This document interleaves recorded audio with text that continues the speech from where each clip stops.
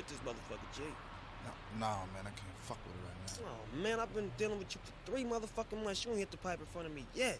So what you saying, man? I thank you, 5-0. 5-0. Man, I ain't no motherfucking cop. Well, hit this motherfucker then. I can feel it.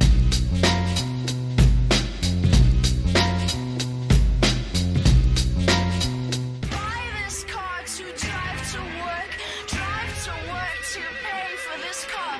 Buy this car to drive to work to work. Welcome to YellBRo Road. I'm Jordan, and today, doing another fan request video on psychology and the meaning of life. But first, please remember to share, support, hopefully donate to Devon's Journey to Recovery. GoFundMe link is in the description box. Do it. Share it. Oh, yeah. Don't forget Unapologetic's GoFundMe. Both links will be in the description box. Just share them. Fuck it. One can't take money. The other one already reached their goal. Screw it. Pay them until you can pay me. Do that. That's right. Devon's Journey to Recovery, Unapologetics, GoFundMe. Both links in the description box. I think it's just habit, so I just keep repeating it. Say fuck it. Alright, so what we have here is the psychologist who discovered the meaning of life. That's hefty. You better grab some shit to back that up. Nothing? Okay. Nothing? Yeah, alright. His radar's off a little bit, apparently. But anyways, let's go right into this. Here we go. The term psychoanalysis is either met with ecstatic fandom or uneasy skepticism. For some, the romantic idea of an unconscious that mysteriously directs human behavior and whose direction can be solely explained through a heroic journey into one's mind is enough to keep their attention. For the critics, such an idea Who the fuck is actually into that shit? I don't hear anybody into that shit. Existentialism like that? To the psyche? What are we talking about?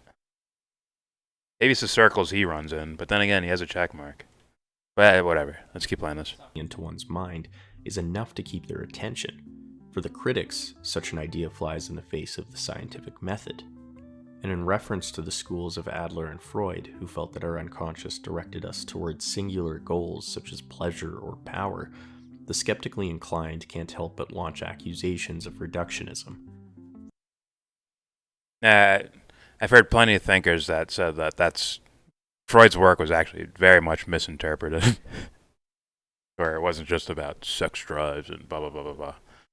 But it is what it is. Here we go. Thankfully, for those who wish for an eloquent theory of psychoanalysis, deeply rooted in philosophical theory and supported by newer fields such as positive psychology, there is logotherapy, which professes that the will to meaning is the singular driving force of human behavior. But in order to understand this theory, we should become better acquainted with its founder, Viktor Frankl, who tested his own idea as well as one of the many victims of Nazi concentration camps. That's interesting. I never heard of that word before. But I would say the meaning of life, as far as like if we're calling life inhale, exhale, and when you stop inhale, exhaling, you don't have any more life, then I wouldn't call it the search for meaning. I would say it's the expression of meaning. People will pick the expression over the search for it, as we can tell, right? The people will pick the expression of anger as opposed to understanding what that anger is. Yeah, no. But I think it's both. Or you have to understand your own meaning in order to truly express it with your eyes wide open, right?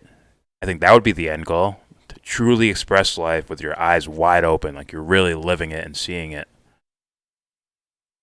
All right, here we go. Born in March 26, 1905 in Vienna to Jewish parents, Frankl quickly took an interest in psychology and the desire for meaning while he took a night class on applied psychology in junior high. This interest brought him to the University of Vienna, where he specialized in neurology and psychiatry with a focus on depression. The more well-read Frankl became, the more he began to question Freud's at the time prominent theory behind psychoanalysis.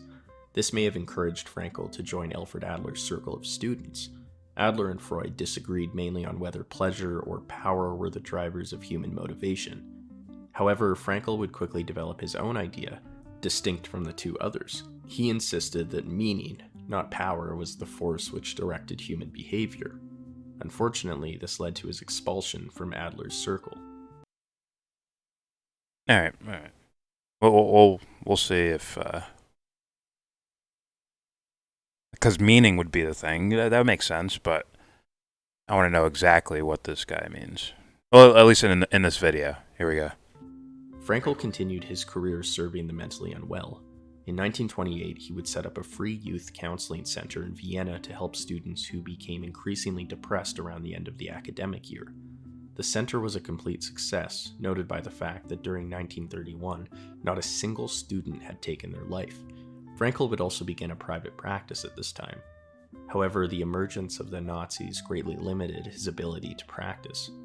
The consequences of World War II would continue to greatly deprive Frankl of everything he loved. 9 months after him and his wife married, Frankl and his family were sent to a concentration camp. There, his father would die of starvation. Afterwards, he was transferred to Auschwitz, where his mother and brother were gassed. His wife, taken to a separate camp, would never see Frankl again and die from typhus. Over 3 years, Frankl was taken to 4 different camps. The time he spent in the camps greatly shaped his view of psychology. He noticed the capacity for individuals to persevere through humor and heroism, and to always choose their attitude in confronting a situation, no matter how terrible. He came to understand the importance of suffering in life, and most importantly, he affirmed the idea that the drive towards meaning is the primary motivational force behind humanity. Okay. That's a little more context. Now, I would say when he says the drive towards life is essential to the human, or the striving for meaning. I mean, yeah, but I would put that in turn. I would say the ego aspect of the psyche is trying to figure out the rest of the psyche, which is where the meaning's at, so that you can express the meaning while seeing it, observing it, almost like someone, I don't know, pretending. Imagine someone actually got to experience the game-winning shot at the end of the fucking game, like some sort of Michael Jordan shot, right? Imagine if they did it like completely lucid, like in the moment, like holy shit, I'm here. I remember practicing this like 40 fucking times, like all those moments, all rushing up to this one experience, and you're just like here, you're so present in it, and you're feeling all the emotions, you're seeing it. It's like holy fuck, this is the most lucid I've ever felt, or something like that.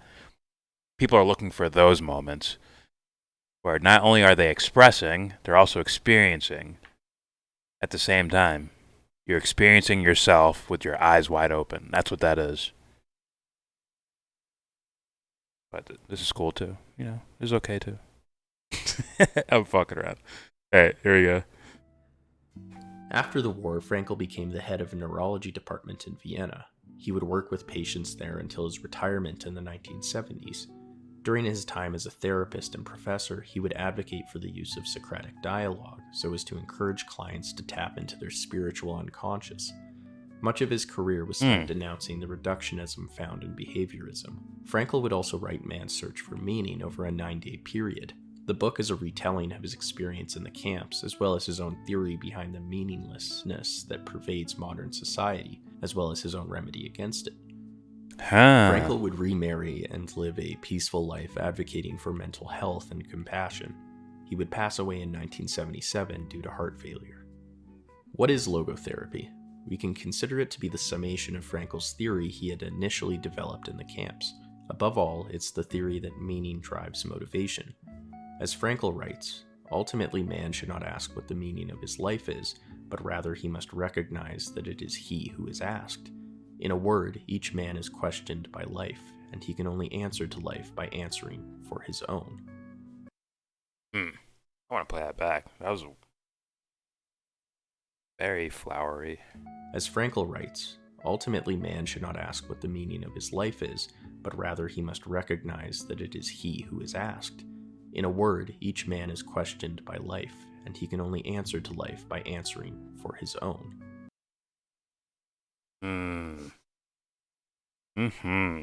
Depending on what he means by that, but that's pretty fucking good. In words, yeah. It's like I can only respond to life by actually answering the me part first. Otherwise, you won't even think that you wouldn't even recognize it. It wouldn't register. Holy shit. Imagine, like, put it this way. Imagine you run into your soulmate, but you're still some 17-year-old douchebag. Likes to play practical. Like, you're not that grown version, like that mature, full version of yourself. So you can't even recognize your soulmate's right in front of you. Even though you might be begging for it the whole fucking time. Oh, I wish girls like me. Whatever the fuck. Right? Like, meanwhile, this person was right there in front of you, but you didn't see it because you were, happy-go-lucky, dipshit, teenage kid. Kind of like that. If that's what he means. Just saying. That's pretty fucking good, man. Alright, here we go. I've heard Desarian use them plenty of times. But rather he must Viktor Frankl. recognize that it is he who is asked. In a word, each man is questioned by life, and he can only answer to life by answering for his own. This is based upon the Danish philosopher Kierkegaard's own will to meaning, which was seen as a mission to find one's values and purpose in a seemingly purposeless world. There are three main principles to logotherapy. Firstly, life is I like that he considered calls to it have logo. meaning under all The word. circumstances, even in the most Word. depraved and miserable of conditions. This It was means developed hate from Israel. Frankl's observations in the camps that many individuals still live Michael Jones. purposefully and with great freedom despite their deprivation. Secondly, logotherapy argues that the main motivation for living is the will to find meaning in life. It is not enough to say that life has meaning in all circumstances. We must also put effort into finding meaning through the pursuit of responsibility and love. Finally, logotherapy recognizes that we have freedom to find meaning in our actions, our experiences, and last but not least, in the attitude we adopt in the face of suffering. As Frankl writes, man's freedom is no freedom from conditions, but rather freedom to take a stand on whatever conditions might confront him. That's fucking beautiful. That's what I call freedom. You are free to be yourself. But a lot of people will choose not to be. But take away Google, huh? How are you going to do this, huh?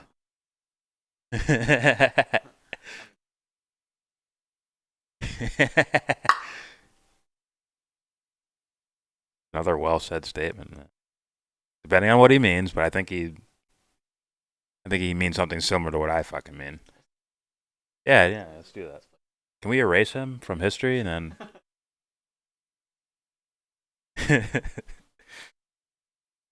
Alright, here we go. Just let Nazis take over. They'll get rid of him. It's a joke, folks. Alright, here we go. Of course, there are serious barriers to our quest for meaning.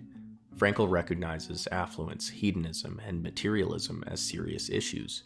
He argues that pleasure must have a reason behind it that goes beyond the mere pursuit of pleasure itself.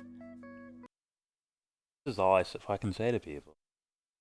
Like, when we talk about, like, the deeper motives that are happening, this is kind of what I'm talking about. How come I never heard, like, I never, like, sat and listened to this guy. He died, it says he died in the 70s? Died in the fucking 70s? I haven't, like, listened to a lecture of his or him talking or anything like that. Weird, I never ran into that. But, oh, Heidegger? Yeah.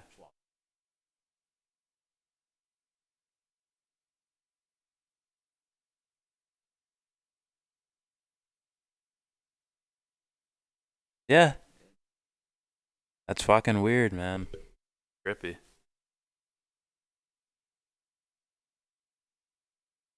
Never mind. I'm like thinking, like, that be proof that you can observe yourself without reading any of these other fucking really work on yourself, and then enter society. Like, these are the lessons I learned from all this blah blah blah blah blah. And it's like, oh shit, You mean Will to Meaning by Kierkegaard?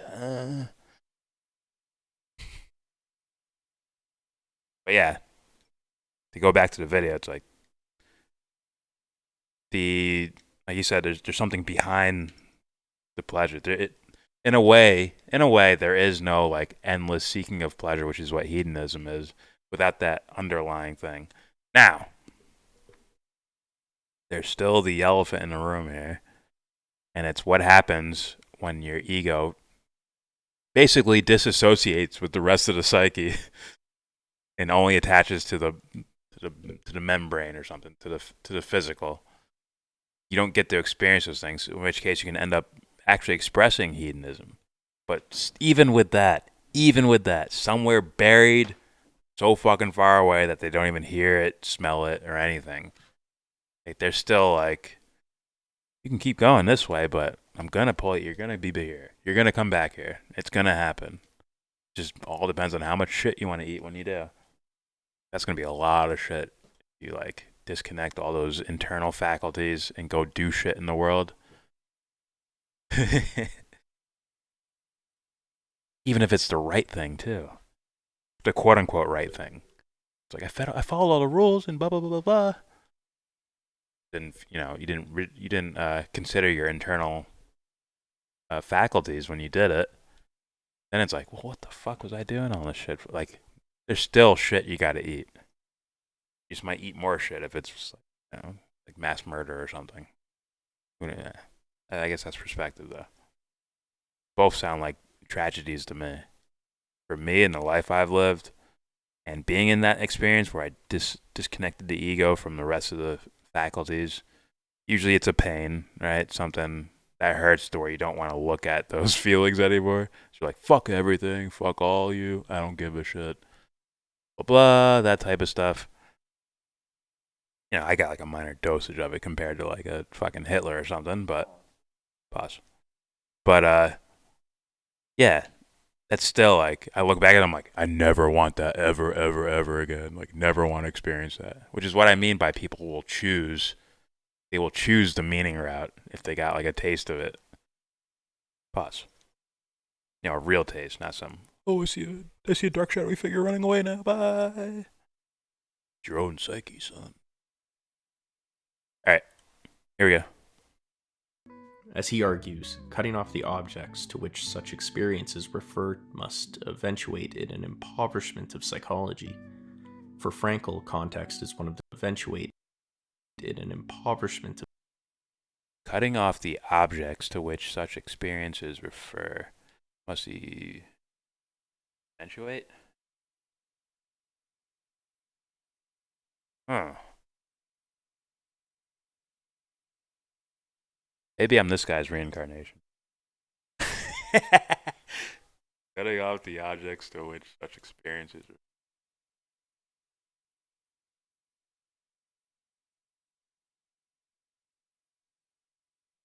Huh. Well, to be fair, like, the Jesus character has said, impoverishment of your psyche. You are poverty. Hit that shit. Quote. Very interesting. I don't know if Frankl studied any of that shit. Not Franco, but Frankl. All right, here we go. Of psychology. For Frankl, context is one of the key elements of purpose. Hence, he's skeptical of the use of LSD in order to achieve divine encounters. Okay, I might be reincarnated. I am now Viktor Frankl. And I sound like a mad scientist. I'm renaming myself. I'm now Viktor. I'm Squirrel Dragon Frankl. King Squirrel Dragon Frankl simp. You're welcome.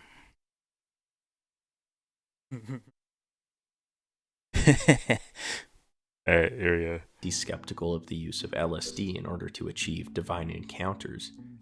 As he writes, chemical causes are substitutes for spiritual reasons. The effects are mere artifacts. The shortcut winds up as a blind alley.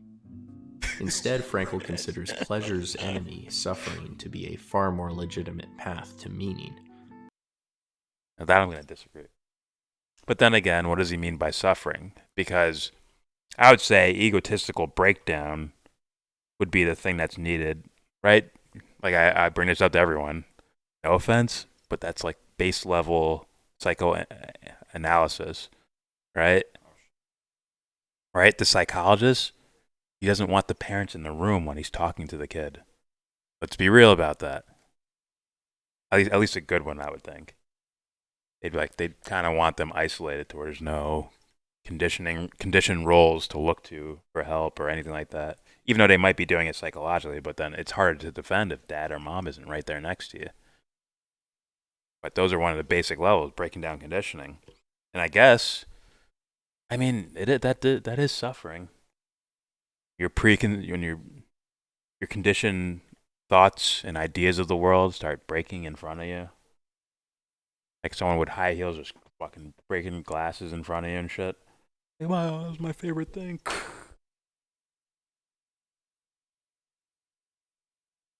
I mean, that's kind of what that is.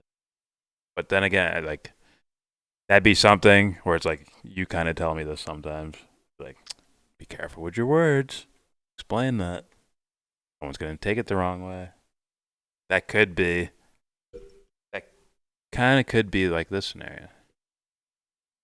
Maybe. I'd have to hear him define suffering. Because you can definitely take egotistical breakdown as suffering. You could definitely put it in that category. Here we go. The shortcut winds up as a blind alley. Instead, Frankl considers pleasure's enemy, suffering, to be a far more legitimate path to meaning. This is not due to suffering itself, but rather how one handles it.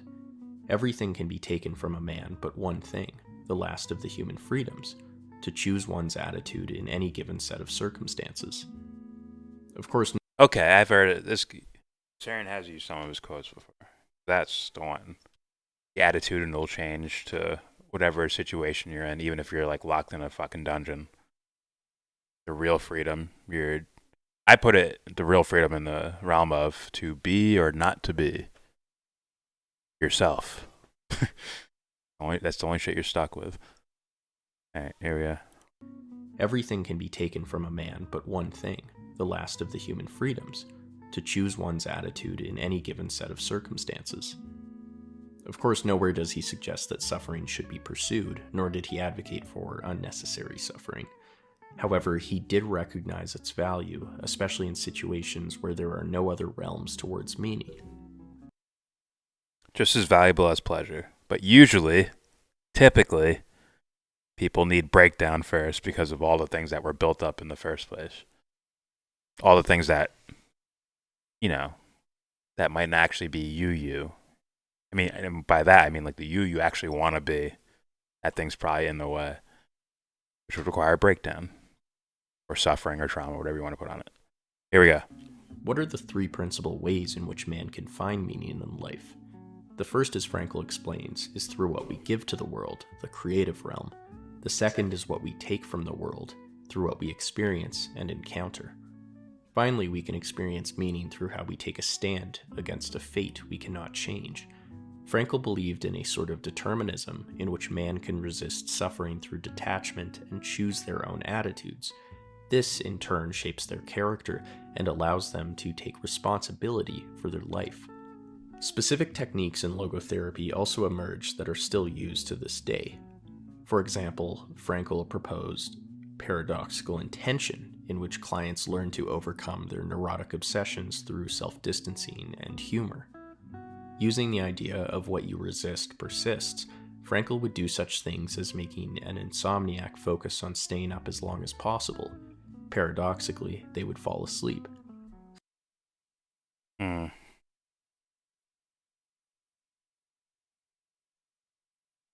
That'd be baby steps for someone. As a technique or something to help with an ailment or something. But that's nowhere near the solution. It's tricking yourself into the solution, right? Because what the actual solution would be to deal with it, to confront the actual problem. Doesn't mean you confront it with, what, bitch? You can confront it with a smile or just looking at it.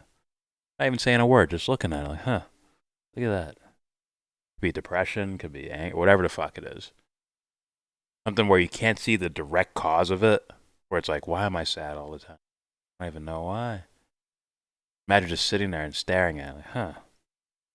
Not any fucking words. I bet something happens after a while. But he's kind of doing it that he's kind of in a way like they're tricking themselves into confronting it, right? Like the situation you just brought up, right? An insomniac, they can't sleep, so I was like, hey, fuck it, try to stay awake, and they end up falling asleep. Maybe like that's like little trick things, I guess, but it is what it is. Here we go. On staying up as long as possible. Paradoxically, they would fall asleep. This humorous technique speaks to Frankl's love of humor in The Pursuit of Meaning. The attempt to develop a sense of humor and to see things in a humorous light is some kind of trick learned while mastering the art of living. Yet, it is possible to practice the art of living even in a concentration camp, although suffering is omnipresent. And I literally brought up the word trick, and he's like, it's a trick. But,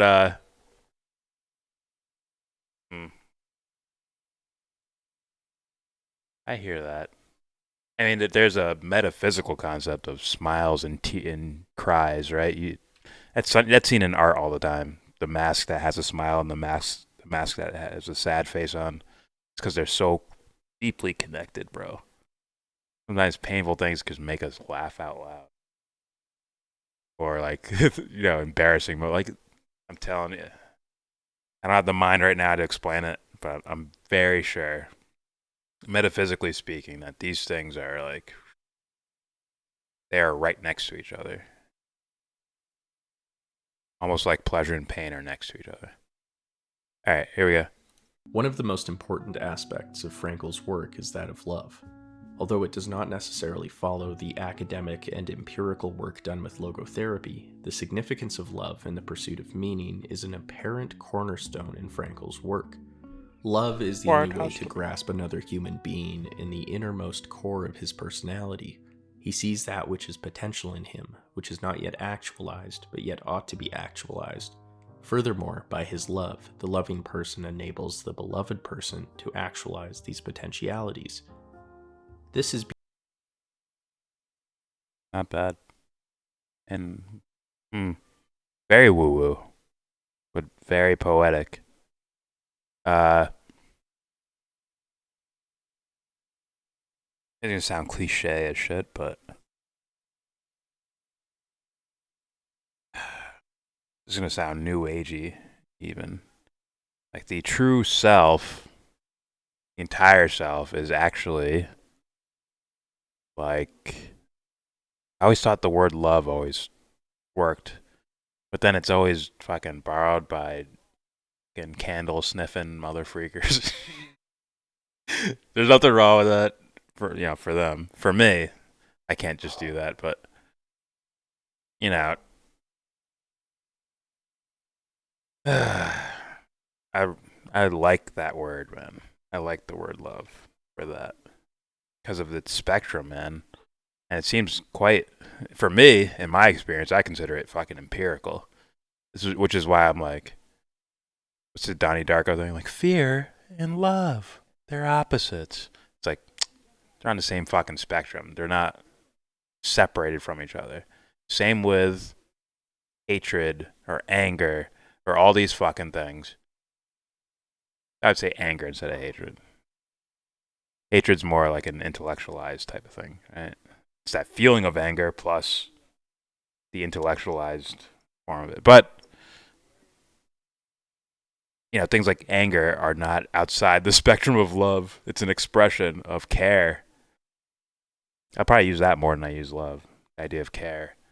But I don't know, I think love's a good word.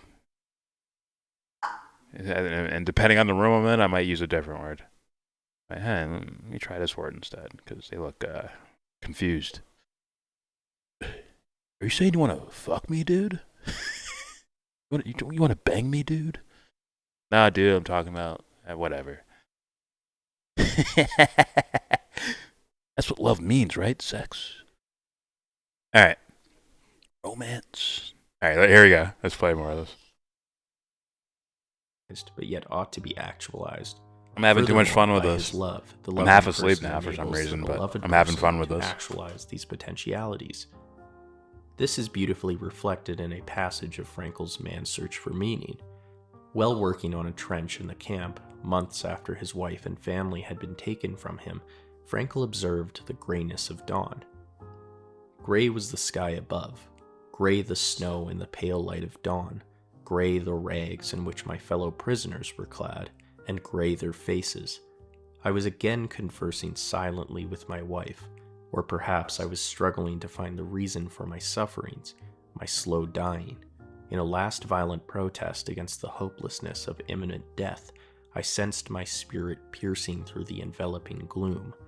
I felt it transcend that hopeless, meaningless world, and from somewhere I heard a victorious yes, in answer to my question of the existence of an ultimate purpose.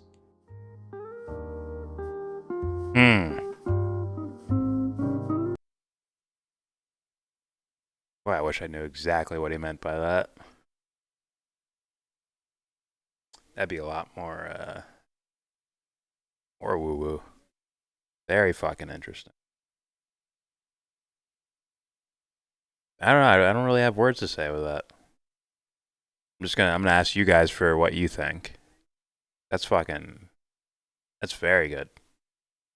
And very woo-woo. You had some woo-woo in there, which I like. Which is why I look at guys like Carl Jung, too. Or people like that. They have like a deeper well, pause, as opposed to just on the surface. We've studied the charts and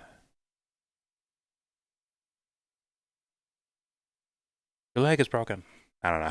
I couldn't even think of anything. Fucking brain dead right now. So yeah, subscribe if you feel like. Comment. Tell me what you think about this shit. Agree, disagree, whatever. Tell me what you think about it. Don't forget to share, support, hopefully donate to Devon's Journey to Recovery and Unapologetic's GoFundMe. Both links in the description box. With all that said, give this video a thumbs down. Say you wanna get in, and then you wanna get out. When you